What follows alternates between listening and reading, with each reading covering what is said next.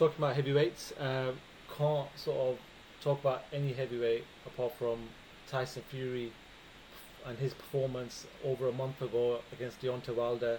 I spoke to a lot of people leading up to that fight, and not many people had Tyson winning the way he won. Just give me your thoughts on that fight. I've not spoken to you since that fight happened, so I'd like your thoughts. I know we spoke closer to the fight, but give me your thoughts on that fight. Sensational.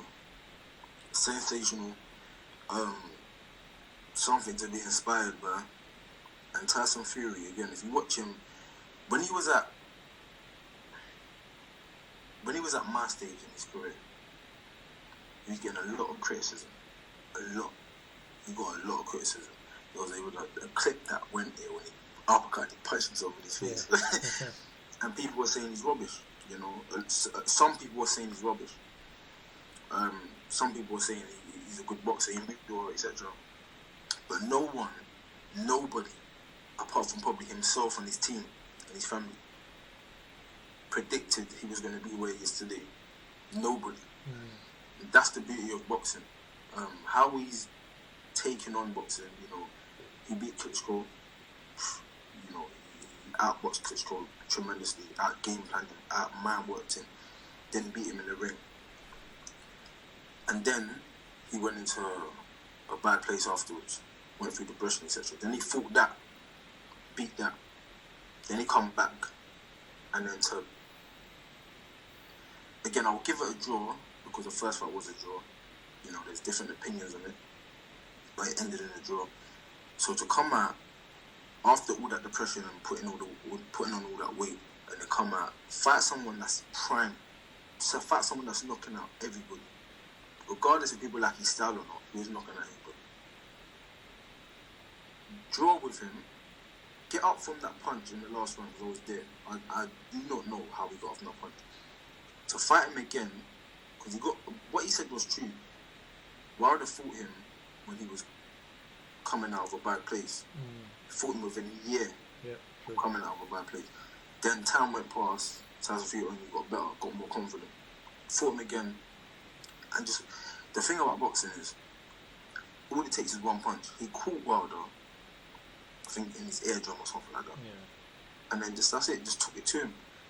And again, in boxing, when you see that people have all these criticisms or things like that, or excuses they want to do after the fight, but again, the game plan that Tyson Fury took into that fight was pitch perfect. Took it to him, and Wilder never expected that. After the fight, straight away on Twitter, on social media, a lot of people sort of demanded that mega fight with Anthony Joshua. Me and you have spoken about Joshua. You've shown your respect in regards to what he's brought to British boxing, the commercial side as well. But just talk to me about the fight. That's probably one of the most anticipated fights in recent years. What do you make of that fight?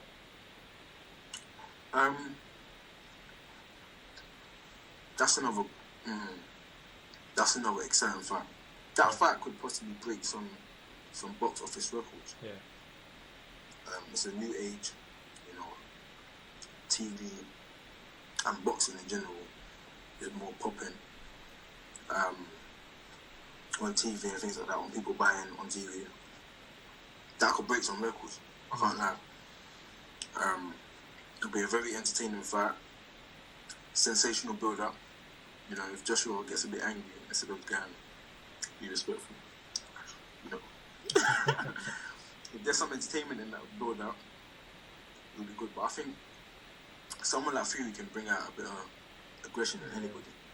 So if he brings out that aggression in Joshua, and the build-up's great, I'm sure they'll have a good tear-up.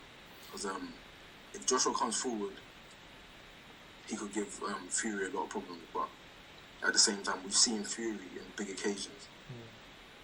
It will be a fantastic fight, a fight that needs to happen for British boxing, a fight that makes sense for both of them. Hopefully they can sort out the money. And someone like Fury don't seem like he is very, he don't really care about the purses.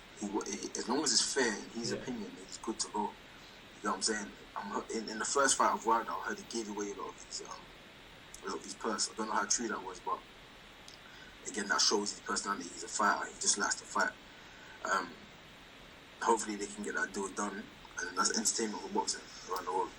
A person who bought a form of aggression from Anthony Joshua was your good friend Dillian Whyte. Yes. He's fighting another great fight again.